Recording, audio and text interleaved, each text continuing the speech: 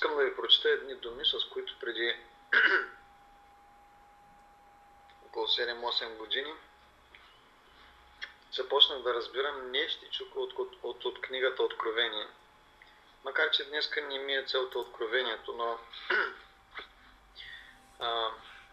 това е и Словото Божие, цялото Слово Божие е едно откровение. Откровение 1 глава, повечето от нас знаем, тук пише аз съм Алфа и Омега, пише как Бог Отец дава на Исус Христос откровението, Той го дава на ангела си, Той го дава на Йоан. И в края на първа глава на Откровението Йоан чува едни думи.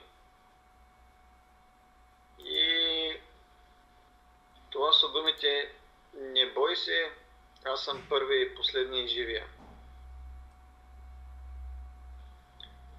Бях мъртъв и ето живея до вечни векове и имам ключовете на смъртта и на ада. Напиши проче това, което си видял и що знаеш, и това, което има да стане подире, тайната на 7-те звезди, които видях в десницата ми, 7-те златни светилника, 7-те звезди са ангелите на 7-те църкви и 7-те светилника са 7-те църкви.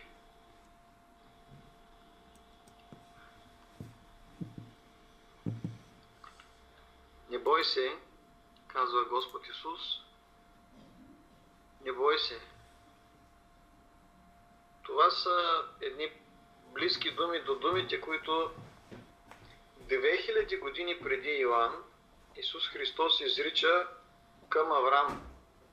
Към Аврам: не бой се, аз съм щит твой. Не знам дали сте забелязвали, братя и сестри, но тези думи не бой се полагат началото на пътя на Аврам към неговото пряко служение на Бога, защото тогава му е даден завета, при който му са му обещани потомство като небесните звезди, и на Аврам. Тогава Аврам води един спор с Бога, че той по никой начин не участва в Божиите планове, не участва в Божието дело. И Господ му казва: аз ще направя потомството ти като небесните звезди. Аврам повярва в Бога. В края на Свещеното писание ние се срещаме отново с тия думи: не бой се. Макар че, знаете ли, много е интересно как Аврам чува не бой се, след като вече е ходил на война и е победил най-могъщите царе, вавилонските царе. Той е ходил на война, вече е победил, и вместо преди войната Бог да му каже тези думи, той му ги казва след това. Йоан е прекарал доста време на остров Патмос. Йоан вече е бил осъден на смърт и е бил хвърлен в врящия катран, след което Бог по невероятен начин го изважда оттам абсолютно невредим. Римляните са оплашени и те не смеят да го подложат втори път на смъртно наказание и решават да го заточат. Йоан вече е преживял смъртта, разбирате ли? Както Аврам е преживял отиването на война, една абсолютна сигурност, че може да не се върне жив. Ти тръгваш в неизвестното, но това е едно мъртвешко неизвестно, смъртно неизвестно. Аврам се връща и тогава Бог му казва: не бой се. Йоан пише Откровението след като е бил осъден на смърт, и след като е излязъл, преминал през смъртта, той на практика всъщност е бил възкресен по един невероятен начин. Той е хвърлен в катрана и трябва да умре, и оттам излиза жив, след което Бог му казва: не бой се.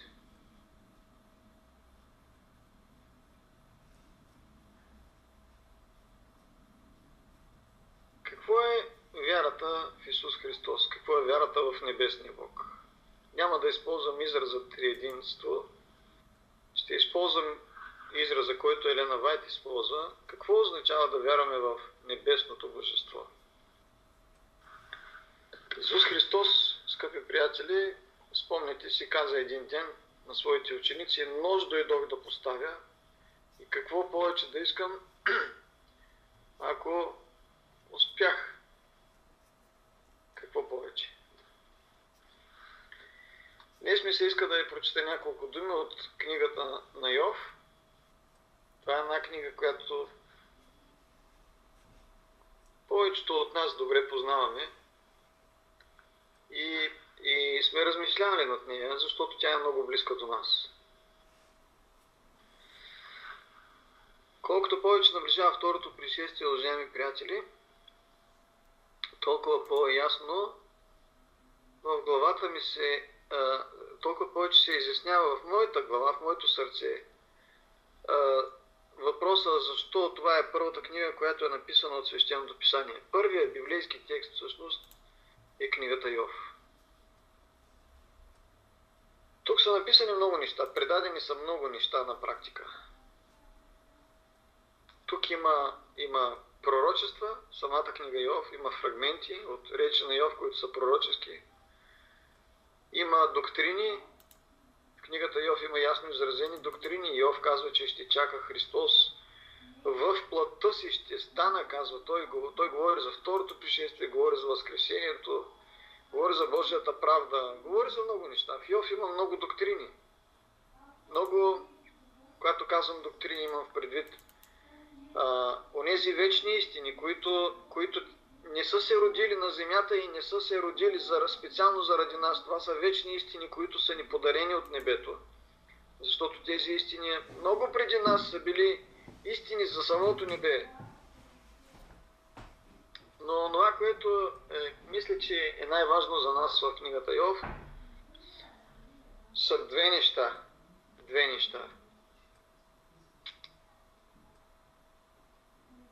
За мен първата по важност точка е началото и края на книгата, как се завързва конфликта и как конфликта е разрешен.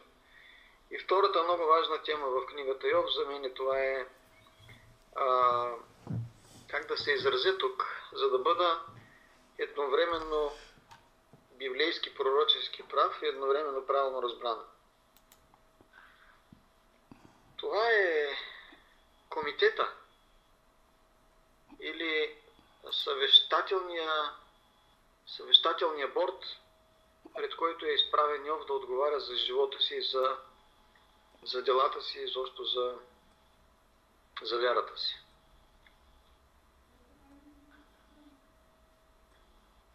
Защо по този начин поставям нещата? Защото, брати и сестри, последната седмица около мен се случват много интересни неща. И не само около мен, стана така доста приятели, вярващи брати и сестри. Последните дни, съвсем напоследък, започват да им се случват неща интересни, неща, които общо взето очакваме да ни се случат, неща, които все по-остро и безспорно говорят, че живеем в последните секунди от съдбата на този свят.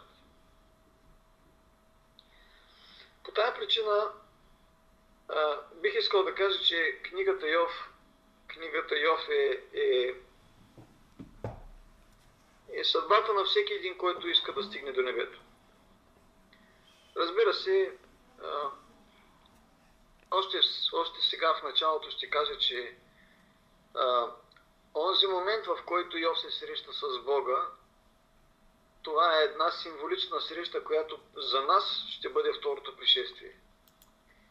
И след това благоденствието на Йов, това е времето, в което всички ние, дай Боже, всички ние без изключение, заедно с нашите домове, да бъдем при Бога, където изобилието ще бъде според мярка, но ние ще сме вече в небето. И там ще има всичко, от което сърцата ни са имали нужда. Най-вече мир Божий. Но преди това има две неща, които трябва да се случат на всеки от нас. Всеки, който е тръгнал за небето. Всеки, който иска да се срещне с Бога лице в лице и да бъде опазен живота. Първото нещо това е позволете ми да се изразя с този адвентен израз, малката скръб. Малката скръб. Второто нещо, това е комитета от съветници, които са се събрали, за да поставят под въпрос вярата, убежденията, проповедта и чистотата на сърцето на човека Йов, което е голямата скръб. Имаше в земята първа и втора глава на Йов. Един човек на име Йов. Този човек беше непорочен и правдив, боеше се от Бога и се отдалечаваше от злото. Мисля, че някъде споменах тези дни. Винаги съм знал, че Йов означава гоненият, но всъщност тези дни открих, че на еврейски самото име означава мразеният. Един, който е мразен. Библията винаги има с какво да ме изненада. Поне мен, защото знаете, доскоро се чудех, доскоро, все още се чудя, как можеш да кръстиш сина си Йона. Йона е женско име. Сега обаче всъщност вече не се чудя защо някой е кръстил сина си мразен. Защото в земята на греха, в земята на сластите и на плътта, в земята на страданието и болката, в земята на смъртта, защото духа на пророчеството казва, че Сатана, най-голямото удоволствие на Сатана било да настърви хората едни срещу други, да ги озлоби до такава степен, че да започне война. Сатана изпитвал най-голямо удоволствие в душата си, най-голяма радост, когато виждал как човешките същества се избиват едни и други. Да бъдеш непорочен и правдив, да се боиш от Бога и да се отдалечаваш от злото определено е причина да бъдеш мразен в този свят, защото ти си вече различен. В един свят, в който хората се мразят, в един свят, в който дори семействата, които създаваме, не издържат, дори любовта, в която се кълнем в началото, се изпарява за отрицателно време. И ние се превръщаме в същества непознати един на друг. От хора, които много са държали един на друг, толкова, защото са решили да създадат семейство. След това се превръщаме в хора, които не могат да се понасят. Хора, които искат да избягат един от друг, за да опазят по някакъв начин душите си. Йов не прави изключение. Много е интересно, скъпи приятели, как неговата съпруга, тук искам да отворя една малка скобичка, няма да се опитвам да правя анализ на госпожа Йов като човек, просто искам да кажа, че идва един момент, в който тя застава пред него като инструмент на злото. Защо се стига до там, всички знаем. Не може дявола да ме използва утре, ако днес не съм бил, ако днес сърцето ми не е било податливо на неговата власт. Искам да кажа всъщност, че когато ние на 100% сме при Бога, няма как Сатана да ни ползва. Но така или иначе, дори съпругата на Йов, на един праведен човек, може да се окаже неподготвена за бурите, които този живот крие. Казвам този живот, защото в своята планинска проповед Исус Христос в Матей 7 глава казва, че разумните хора строят на скала, в края на 7 глава всеки разумен човек строи на скала, всеки неразумен човек строи на пясък. И в разказа на Христос и относно човека, който строи на пясък, и относно човека, който строи на скала, се оказва, че има буря. Уважаеми брати и сестри, изкушаващо е да мислим, че бурята ще бъде една и съща за всички нас. Но не е така.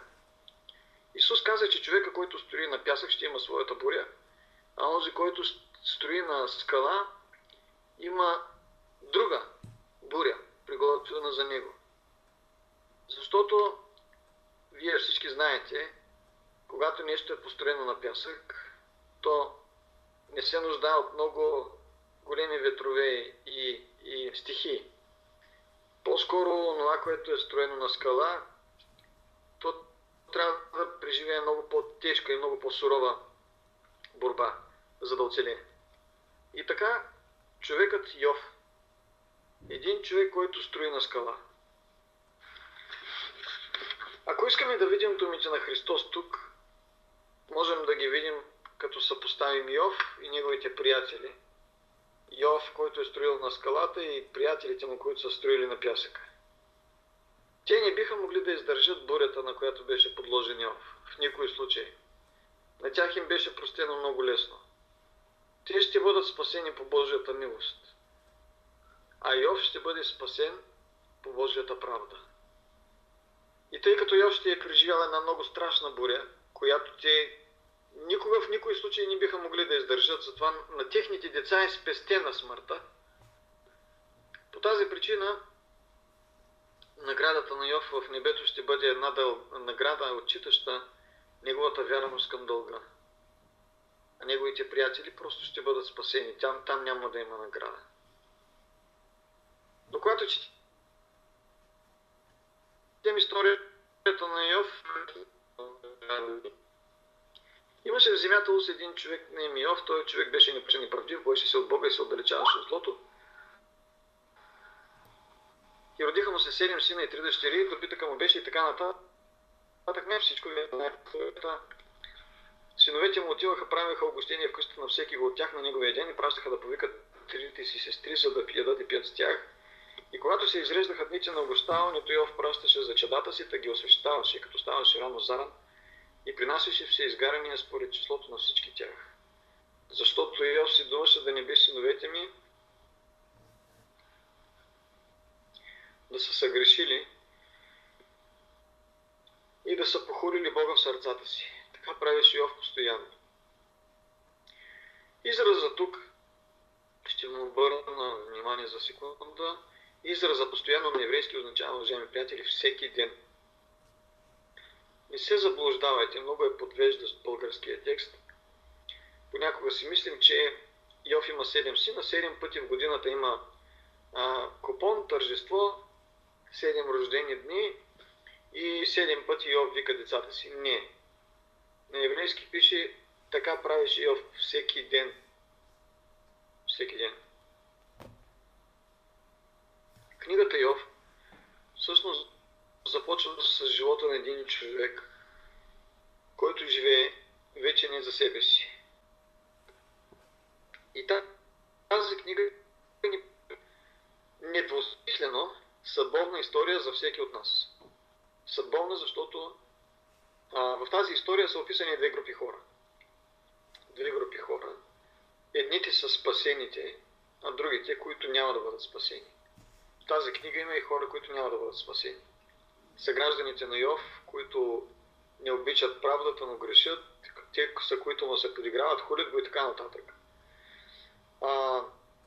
Вероятно, братята и сестрите на Йов, които се появяват в края на историята, чак в края на историята, тях ги няма в цялата история. Те също няма как да бъдат спасени, защото, знаете ли, четейки Словото Божие, аз разбирам, че на небето няма място за немилостиви хора. Годината беше 2015, в която за първи път пастор Цанко Митев ми каза нещо много интересно. Той ми каза, беше така личен разговор по-скоро. И той ми каза, знаеш ли, една църква, която е изгубила усещането си за милост, за проява на милост, тя е изгубила смисъла на своето съществуване. Когато някой не проявява в живота си милост към другите братя и сестри, есенцията, смисъла на неговия живот вече е изгубен. Изгубен. Но в книгата като Йов има и хора, които ще бъдат спасени. Със сигурност госпожа Йов, защото е съпруга на Йов, а той е праведен човек. И по силата на старозаветните взаимоотношения с Бога, както и жената на Ной беше спасена, така и жената на Йов ще бъде спасена. Децата на Йов, първите и последните, със сигурност ще бъдат спасени. Останалите, Бог им е простил на някои хора, но дали те са запазили това прощение по смисъла на вечната воля Божия, е много трудно да се каже. Можем да знаем, че тримата приятели на Йов получиха Божието снизхождение, когато Йов принесе жертва и се помоли за тях, за тогавашния момент. Дали те са останали в Божията милост, няма как да знаем. Но Йов живее един живот, в който Йов е отправил една заявка към небето, че иска да бъде на Божия страна, каквото и да се случва в този живот. Всъщност книгата започва по този начин. Забележете, имаше в земята с един човек на име Йов. Той човек беше непорочен и правдив, боеше се от Бога и се отдалечаваше от злото. Тук трябва да кажа, че тези 4 думи, непорочен и правдив, боящ се от Бога и отдалечаващ се от злото, тези 4 израза не звучат съвсем точно на еврейски, но нещо подобно е характеристиката, която наистина Йов носи като присъствие на личността.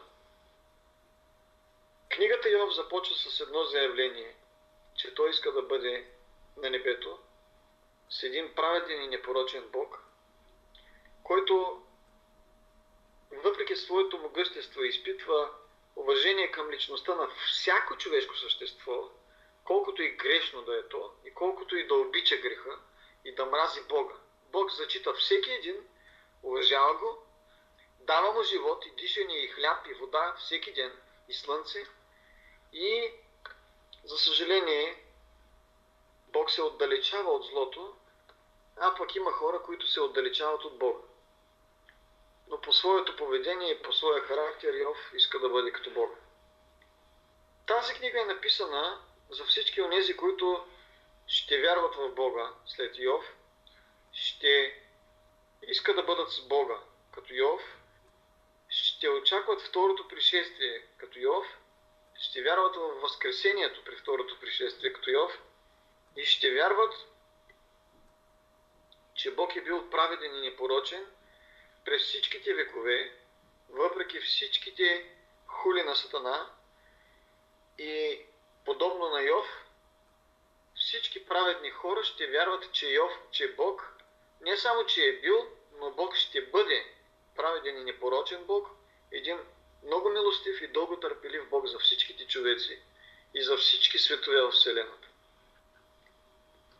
Живота на Йов, уважаеми братя и сестри, всъщност не е една молба: Боже, моля те, спаси ме. Живота на Йов е едно заявление, че Бог на небето, въпреки всичките лъжи на Сатана и въпреки всичките му фалшиви заявления и хули и ругатни по отношение на Бога, Бог не се е променил. Той е бил същия вчера, днес и довека. Живота на Йов не е една молба: Боже, моля те, спаси мене, дума ми. Живота на Йов е един живот, който заявява: Боже, каквато и да е цената, аз свидетелствам, че ти си праведен и непорочен и заслужаваш моето доверие и моето безкрайно уважение. Какъв е резултат? Резултатът е, той е описан в 1 и 2 глава, резултатът е, че Сатана идва в живота на Йов, разбира се, с с Божието съгласие, с това, че Бог допуска да се случи това, и ние знаем какво се случва. Слугите на Йов са избити, животните на Йов ги няма, децата му загиват по време на едно тържество в къщата на първородния му син. Това не са, вижте този израз, най-стария си брат, това не е най-точният израз. Ние трябва да разберем, че става въпрос за първородното дете на Йов.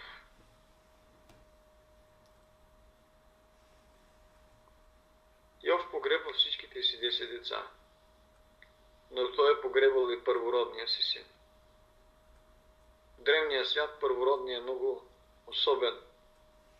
особен символ.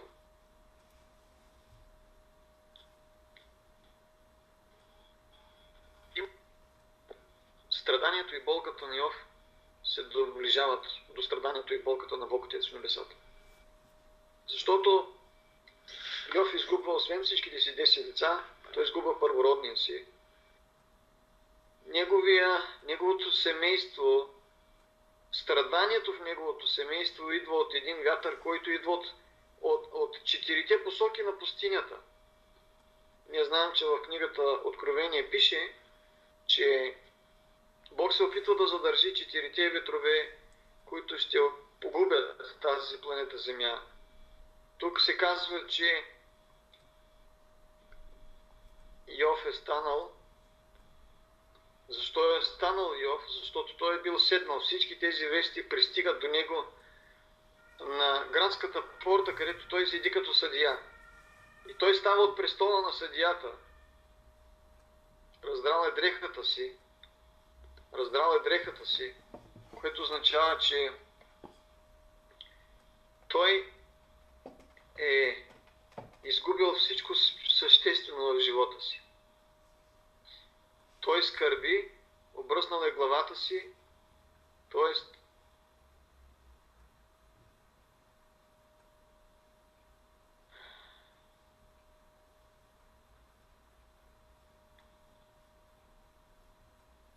всичко, което той е бил, губи смисъла си, когато един съдия обръсне главата си. Съдията е началника на обществото, той е главата на обществото.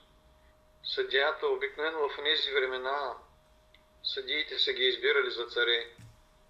И когато той обръсва главата си, той казва на всички, че не иска да се занимава с публична дейност.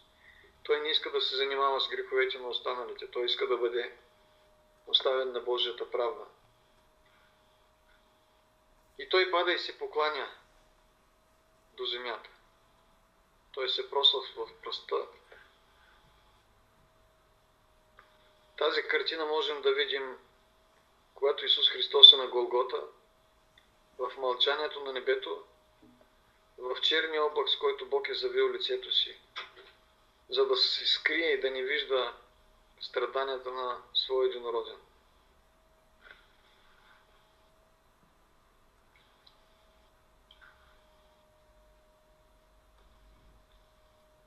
Книгата Йов е историята на един адвентист,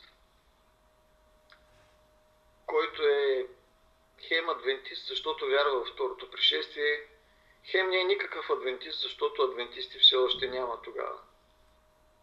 Книгата Йов е книгата на един ръководител на общество, който той е съдията.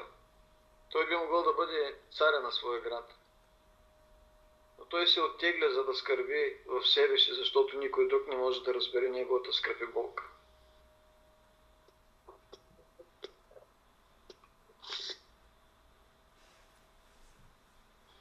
Които днес се подготвят, за да видят Божието царство, трябва да знаят, че от нас се очакват 2 неща. Те са написани 2 пъти в Йов 1 и в Йов 2 глава. И в 1 и в 2 глава. Първото нещо. Праведността, милостта, непорочността и страха към Бога, които имаше Йов, Ето тези 4 характеристики трябва да бъдат налични в живота на всеки от нас, ако искаме да стигнем пред портите на вечния град. Непорочността, това е победата над страстите, правдивостта е моралният гръбнак, 10 заповеди, страха от Бога. Това са границите, които Бог е поставил пред очите на всеки от нас, пред взора на всеки вярващ човек. Това са границите, които ясно казват къде ни е мястото и къде не трябва да пристъпваме. Всъщност, в края на времето, първата ангелска вест казва: бойте се от Бога, точно защото в края на човешката история няма никакъв страх от Бога. Хората нямат никакъв страх от Бога. Правят всичко, каквото Бог е забранявал. Йов се отдалечава от злото. Хората днес, знаете ли, аз самия много дълго си мислех, че когато искам да победя някой грях, много дълго се заблуждавах, че победата се състои в това да, след като съм имал много изкушения, да мога да застана в очите, да погледна греха в очите и докато той ми говори, аз да остана непоклатим. Много дълго съм си мислил това. Но всъщност има такива хора. Не искам да ви заблуждавам, има такива хора, на които Бог е дал тази способност. Но искам да ви кажа, че има една поговорка на старите хора, която казва: когато знаеш, че си плява, бяга от огъня. Ние сме плява, братя и сестри. Много е важно да го знаем. Ако за един парите са голямо изкушение, за друг може да са никакво изкушение. Ако за някой алкохола е голямо изкушение, за друг алкохола може да не е никакво изкушение. Ако за трети властта е изкушение, ако за четвърти жените или мъжете са изкушение, то за някой друг това въобще може да не е изкушение. Но по един много особен начин всеки един от нас е плява пред греха. Всеки един от нас е роден с някакви унаследени слабости. И когато в книгата Йов се казва, че той се отдалечава от злото, знаете ли, това не е било просто бягство от греха, за да опази себе си непорочен за Бога. Това е било проява на зрялост, защото Йов по този начин показва, че се гноси от греха. Той по този начин показва, че не намира никакво удоволствие, че в греха той не вижда нищо добро, нищо хубаво, нищо, което да радва Бога. Напротив, той се отдалечава, защото знае, че греха е гнусен за Бога. Това е нещо, което трябва да искаме в живота си и да търсим в живота си всеки един от Бога. Защото, братя и сестри, ако ние с Божията помощ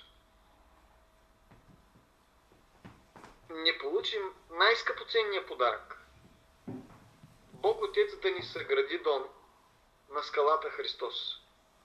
Спомнете си онази история, в която Давид искаше да построи храм на Бога и пророк Натан му каза: добро нещо си пожелал. И на следващия ден пророк Натан дойде и каза, всъщност Бог говореше там и Бог му каза: ти ли ще ми строиш дом? Не ти, аз ще построя дом на тебе. Давид имаше добри чувства в сърцето си, но само с чувства не можем да водим диалог с Бога. Защото Бог беше създателя на Давид и Бог беше този, който го беше направил и цар. Бог беше този, който го пазеше от враговете му. Бог беше този, който му беше дал деца. Бог беше този, който му беше дал и уважението на някои царе, за да построи собствената си къща, разбирате ли? Бог наистина строеше дом на Давид. Брати и сестри, замислете си, домовете, които имаме, всичко това, хляба всеки ден на масата ни, водата ни, въздуха, който дишаме, всеки пулс на сърцето ни идва от Бога. Ние трябва да поискаме и да получим от Бога този подарък, да бъдем съградени на скалата Христос. Защото ако ние поискаме това нещо с цялото си сърце и с цялата си душа, вие, които сте адвентисти, ще трябва да се сблъскате с една реалност. И това е комитета, съвещанието. Както искате, така го наречете. Но на този свят има хора, които имат вашите убеждения и ходят във вашата църква. Но те не са при Бога. И те не са в тази църква, защото Бог ги е завел там. Те са там, защото Сатана ги е завел, както Сатана заведе Юда. Те са там по същата причина, поради която садокеите и фарисеите бяха управители на Юдея. Това с съвещанията и комитетите е било използвано 2000 години вече от самата католическа църква. Евреите имаха своите съвещателни комитети. И когато аз казвам комитети, имайте в предвид, че цели държави са изграждани по този начин. Например, Съюз на съветските социалистически републики. Съюз, помните ли тази държава? На съветските. Това означава всяка от 16 републики на бившия СССР имаше съвети, комитети, които управляваха държавите. Днешното адвентно общество е единственото, което прилича на католическата църква, и те си приличат по това, че се управляват от комитети. От комитети. По същия начин Исус Христос беше осъден от едни комитети. Тези комитети по времето на Христос, фарисейски, саддукейски и всякакви други, те бяха по-силни от Ирод, тогавашния цар, и по-силни от войската на Пилат. Зад тези комитети винаги е стоял Сатана. Тези комитети и днес съществуват. И защо съществуват, знаете ли? Ние днес, поне аз много пъти съм се чудил, откъде дойде тази мода и кой беше този, който даде акъл на всичките съвременни пастори да пропъдят от църковните съвети, смислените и разумните и мъдрите християни и да се обградят с празноглави, прощавайте за израза, плюнчовци, които като клакьорки на мач, щом каже пастора нещо, ръкопляскат и са готови да гласуват за. Това са хората, които ще изградят бъдещите комитети, в които вие ще бъдете съдени. Когато дойде времето, пресяването да приключи, когато дойде времето Бог да стане от своя съдийски трон, това ще е времето, скъпи брати и сестри, в което всеки Божий човек тук на земята, пътуващ към небето, ще трябва да е готов да загуби всичко. Всичко. Деца, дом. Когато казвам дом, имам в предвид самото семейство, покрив, пари, всичко. И когато това започне да се случва, при някои брати и сестри вече се случва, четете книгата Йов 1 и 2 глава, да видите, че тези удари, които Сатана нанася на Йов, това са добре обмислени удари. Те ще бъдат много добре обмислени и срещу вас. Срещу всеки един от вас. Сатана няма да изкушава човека, който не обича парите с пари. Той ще го изкушава с онова, което е обичал цял живот. Ще има хора, които ще бъдат изкушавани с храна, други с власт, трети с пари, четвърти с жени или мъже. Всеки има своето слабо място. Всички ние имаме своето слабо място. Но вижте, Сатана няма да започне оттам. Сатана ще започне от мястото, където най-много ни боли. Сатана винаги прави така. Всеки следващ удар на гонга, когато веднъж бъдем сложени на ринга и той започне да ни мачка, всеки следващ удар на гонга ще бъде все по-тежък и по-съкрушителен за всяка от нас, за душата на всеки от нас. Тази вечер искам да ви питам едно нещо. Защото разбрах, че вярата в Бога се се свежда само до един въпрос.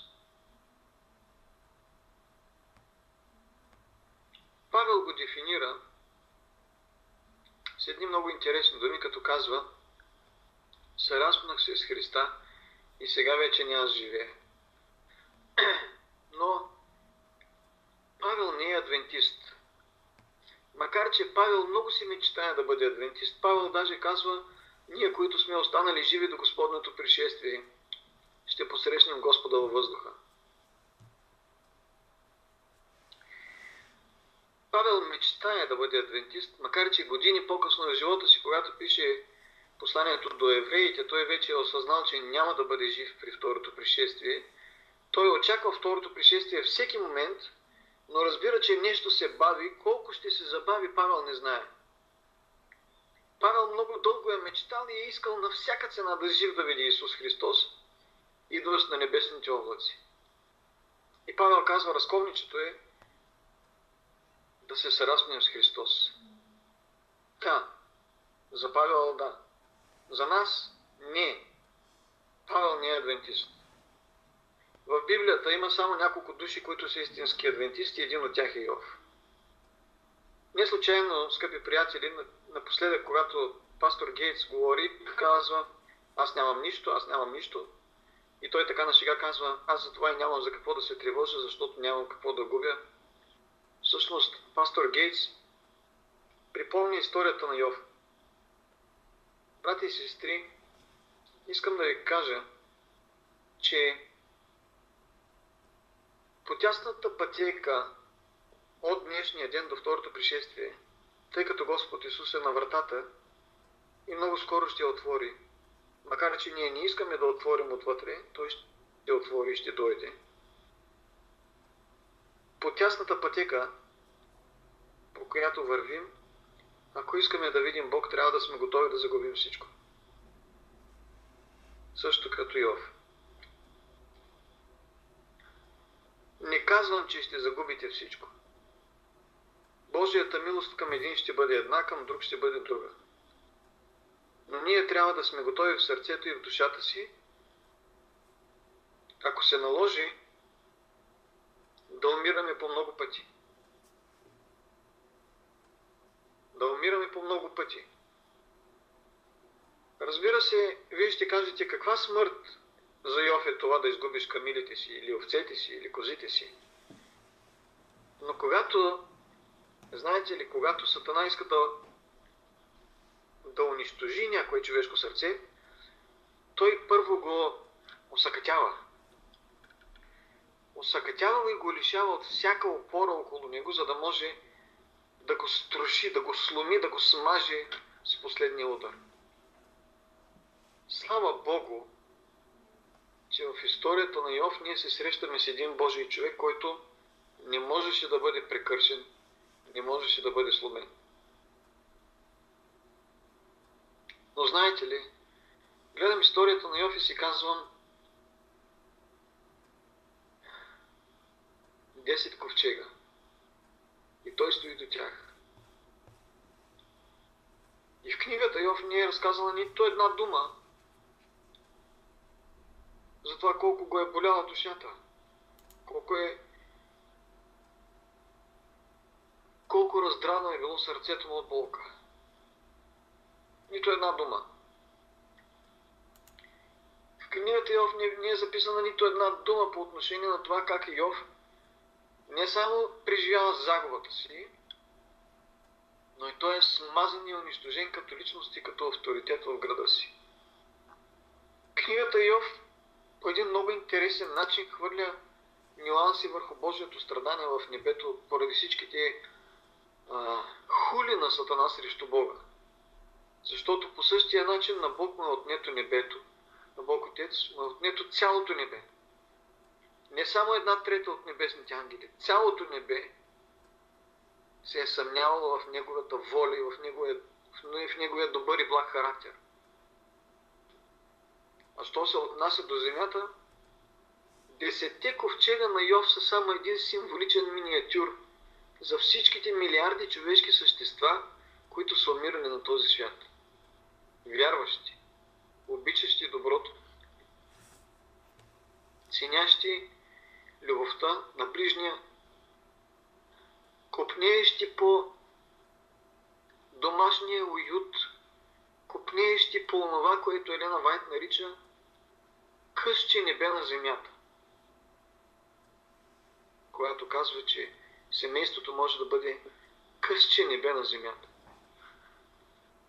10 ковчега на Йов са един миниатюр на 10 патриарха на предпотопния свят. 10 имена от Адам до Ной. Всичките обречени на едно и също. Да гледат смъртта на децата си и те самите да бъдат положени в ковчези и техния Бог да ги гледа на небето.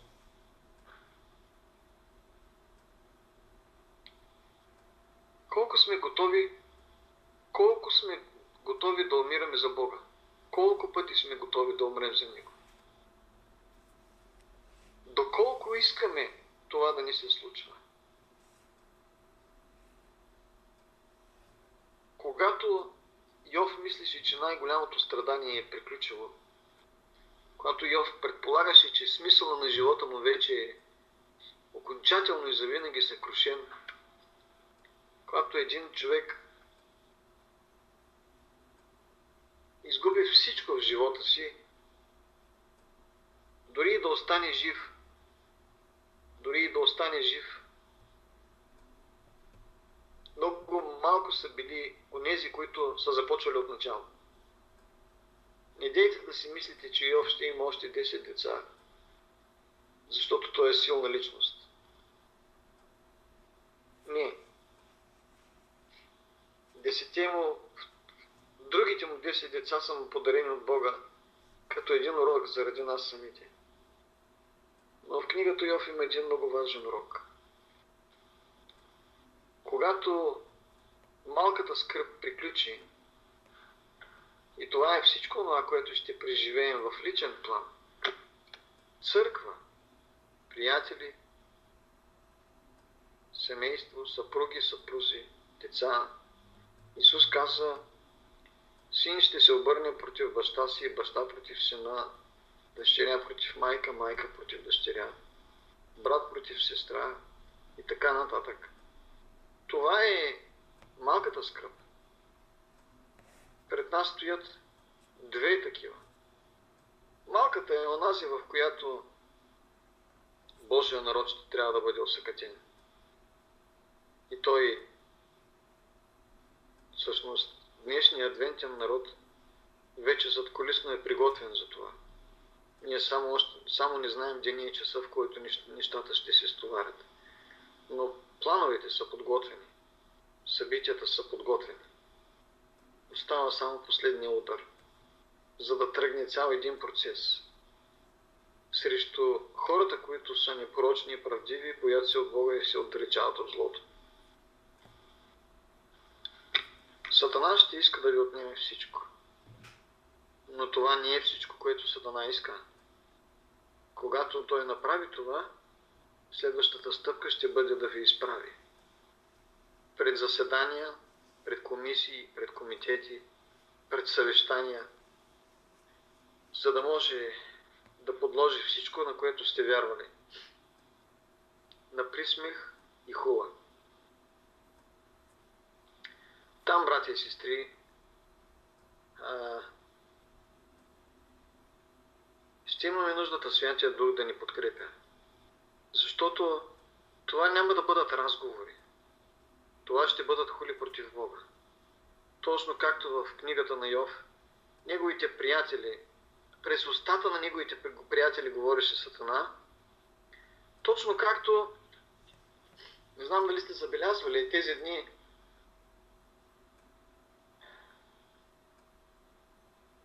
прочетох в Евангелието как апостол Петър, през онази нощ, в която Христос е разпитван в дома на Каяфа, Петър стои до огъня и се грее и минава една слугиня и мимоходом казва: и ти си от тях. И Петър казва: не, няма такова нещо. След малко минава обаче друга слугиня и казва: ти наистина си от тях. За първи път в живота си дадох сметка, че там Сатана стои и използва очите и устата на различни преминаващи, но говори един и същ. Самият дявол говори там. И аз за първи път си дадох сметка колко е зловеща онази картина през нощта на двора. Един, друг, трети, пети, всичките, чрез всички тях говори един, само един, самият дявол. През очите на различни хора и през устите на различни хора, без те да разберат какво правят, Сатана върши своето дело. Приятелите на Йов едва ли разбираха какво се случва, какво правят. Да, вярно е, те трябваше да знаят какво правят. Те бяха длъжни, техен дълг беше да знаят. Но когато човек се отклони малко от Бога, в критичните, в ключовите моменти на историята, такива хора обикновено не си дават сметка, че Сатана ги използва. Защото те не си дават сметка, че малкият грях обръща голямата каруца на съдбата им, на техния дом, на децата им за бъдещите поколения. Както и да е, в сблъсъка на Сатана с човешкия род, човеците няма да бъдат оставени сами. Иисус Христос не случайно казва, когато настъпят онези времена, когато започнат да ви изправят пред събрания, пред съвещания, пред комитети, не бойте се, защото Святия Дух ще ви напомни какво да говорите.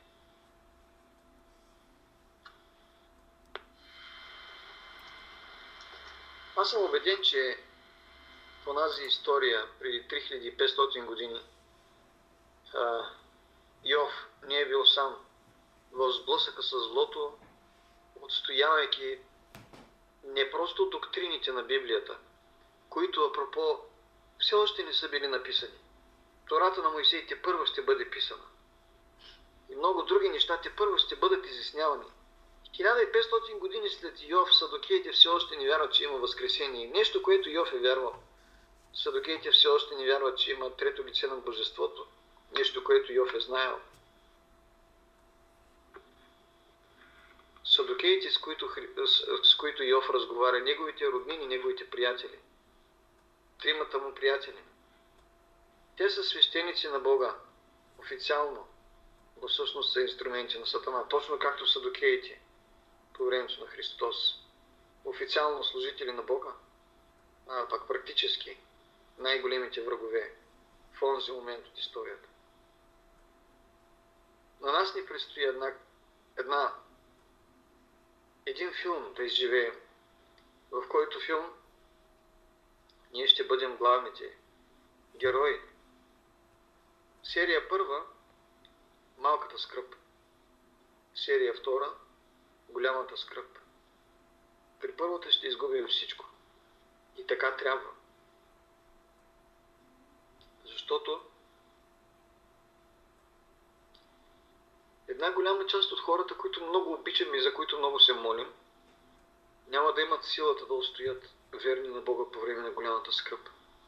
Единственият начин, който е оставен на Бога, ще бъде той да ги скрие при себе си. Причината за това е, че тези, които са можели да научат другите на правда, не са ги научили. Може би синовете на Йов бяха малки деца и още Йов не е успял да им предаде урока на това да ходиш праведно пред Бога. Затова те бяха спасени, като изгубиха живота си. Но нашия дълг днес, ако искаме да бъдем слуги на Бога, които да минат през малката и през голямата скръб, ако искаме да извървим пътя до второто пришествие, и ако го искаме с цялото си сърце и с цялата си душа, ние трябва да започнем да си задаваме един единствен въпрос. Колко пъти сме готови да умрем за Бога? Разпването с Христа е само една единствена смърт.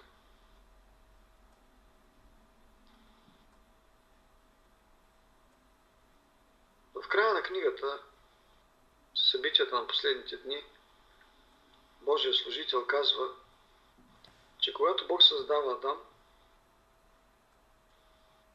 вместо да сложи в него, да вложи в Адам онова, което е дал на всички останали светове, Бог прави нещо различно и влага в тялото на Адам 20 пъти повече сили от нужните му, за да живее на този свят. Тези дни си задавах въпроса: защо? И намерих отговора в книгата Йов. 20 пъти повече от нужните сили. Сигурно и вие вече знаете. Света, в който живеем, е може би най-ужасното място за живот от цялата човешка история. Ясно е, че във Вселената другаде няма грях и смърт, но при нас греха и смъртта минаха всякакви нормални граници. Не говоря за разврата, брати и сестри. Говоря за греха и за смъртта. Вече хората не умират от естествена смърт. Не знам дали и това не сте забелязали.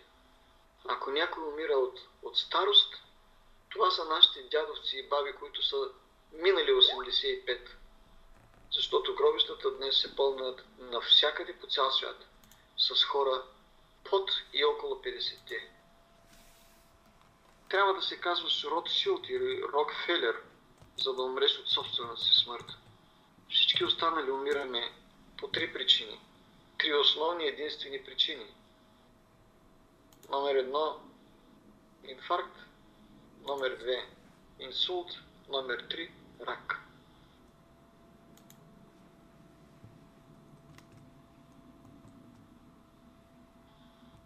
Нашия свят е станал едно невъзможно място за живеене. Греха и разврата оставете настрани. Но защо Бог се бави и не идва? Защо Бог продължава да стои седнал на своя трон? Причината е само една. Ние не сме сигурни колко пъти искам да умрем за Христос.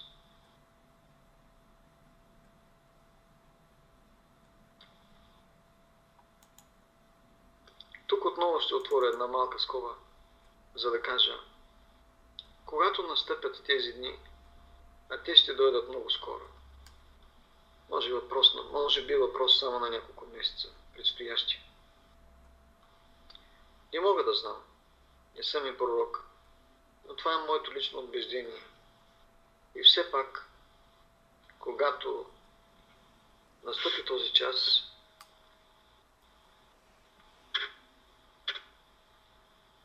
големият изпит, който ще бъде положен пред нас на черната дъска на живота, ще бъде нашата реакция.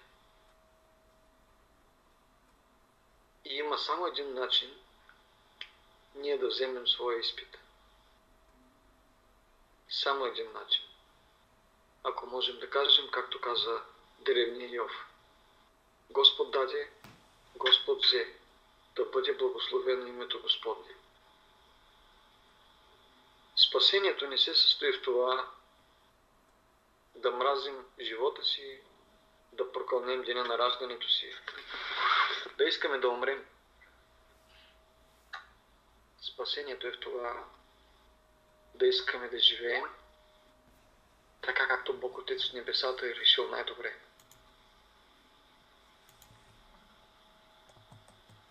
И понякога се чудя, по каква причина ние, адвентистите, днес се сбъркахме и се втурнахме, буквално се луднахме да печелим пари, да купуваме имоти, да строим къщи и апартаменти, да караме скъпи коли, да се борим за власт, да влизаме в парламенти, за постове, за известност.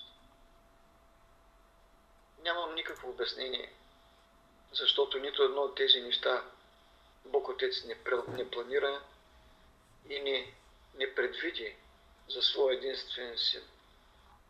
Когато някой обича някого, така както пише, че Бог Отец обича своя син, най-скъпото на душата си, ти му мислиш обикновено най-доброто. Но това, което Бог Отец избра като най-добро за своя син, беше една бедна сая, животински такъв обор, където да се роди Христос.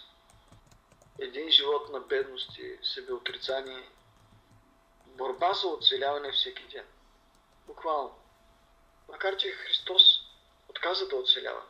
Елена Вайт описва неговото детско сърце като сърце на едно дете, което винаги е било изпълнено с радост и надежда в Бога. То, ако ние днес гледаме към бъдещето, трябва да си дадем сметка, че имало е време, в което сме били подвеждани, време, в което сме били мамени, време, в което сме гледали другите и сме сбърквали посоката. Но дошло е време сега, в което трябва да се дадем сметка. Колко струва нашата вяра? В кого всъщност вярваме? Защо сме в тази църква? За да бъдем с Бога или да бъдем с дявола? Тези дни си дадох сметка, скъпи приятели, и друго, че точно днес, може би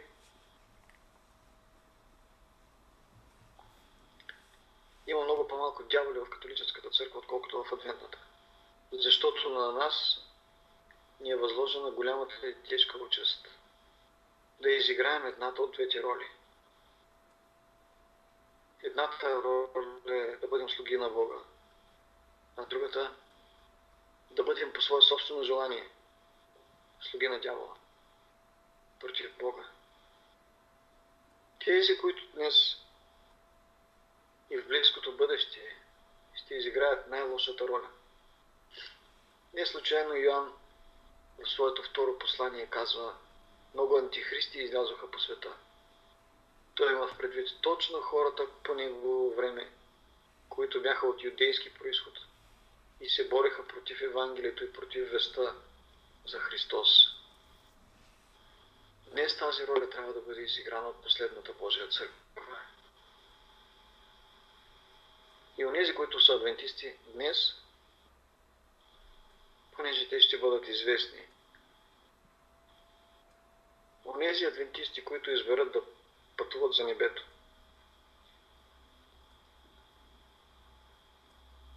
за да бъдат запечатани, ще бъдат проверени. Ще бъдат проверени колко пъти могат да умрат за Христос. От което следва само един извод.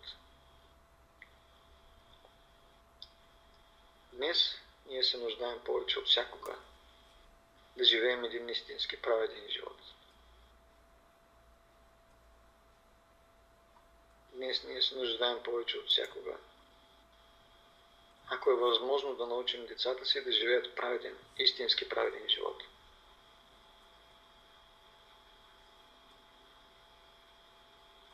Бурята, както казва Исус Христос, ще дойде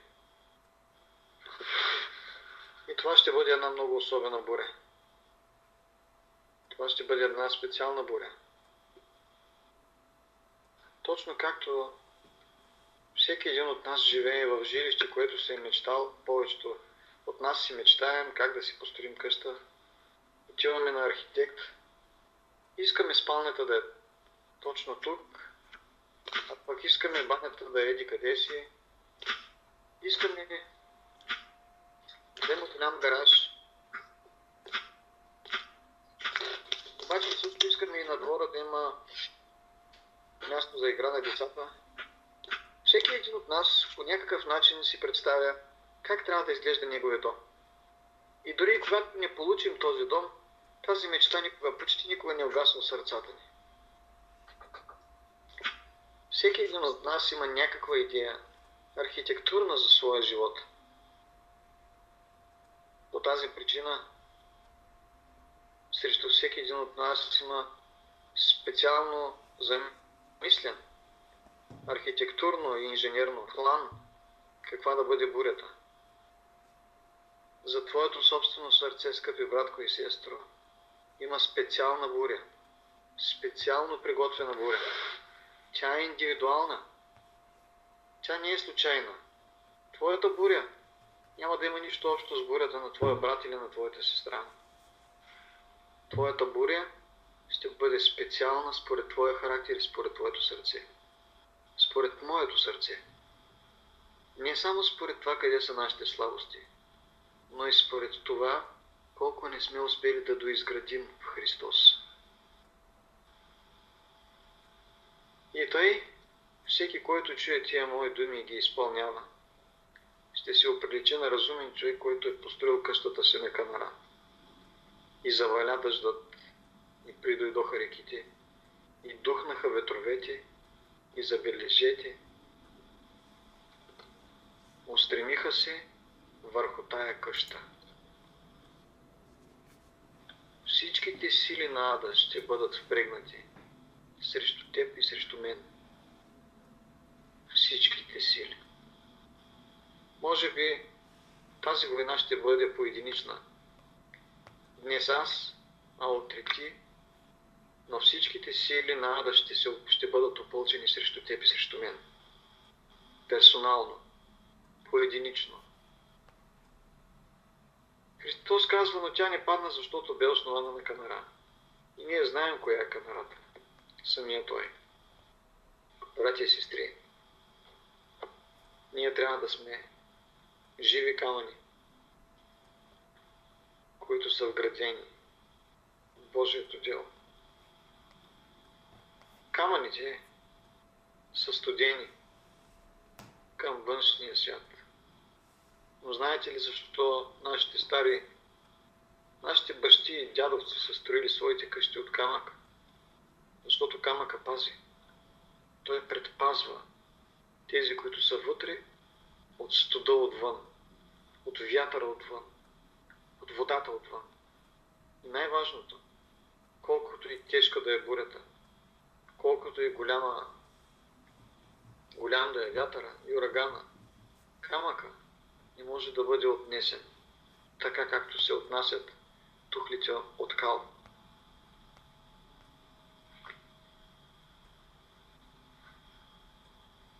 Бог да ни благослови да мислим за онова, което предстои и да осъзнаем, че благодатните ни дни са много малко и че никой от нас няма нито физическите, нито духовните, нито душевните сили да издържи на бурята, която идва. Ние ги нямаме, братя и сестри. На нас такова нещо никога не ни е било давано.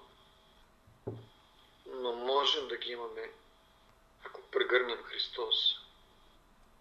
Ако се хванем за Него така здраво, както Яков се беше хванал, и не го пускаме, дори и Той да иска да се тръгне. Ако ние можем да убедим Бог, ако ние сме толкова настоятелни, че Той трябва да спаси нас и нашите деца, Бог ще го направи. Не забравяйте, Царството небесно на сила се взема. Бог да ни помогне да бъдем настоятелни, да бъдем решителни, да бъдем непоклатими в намеренията си, да го държим и да не го пускаме.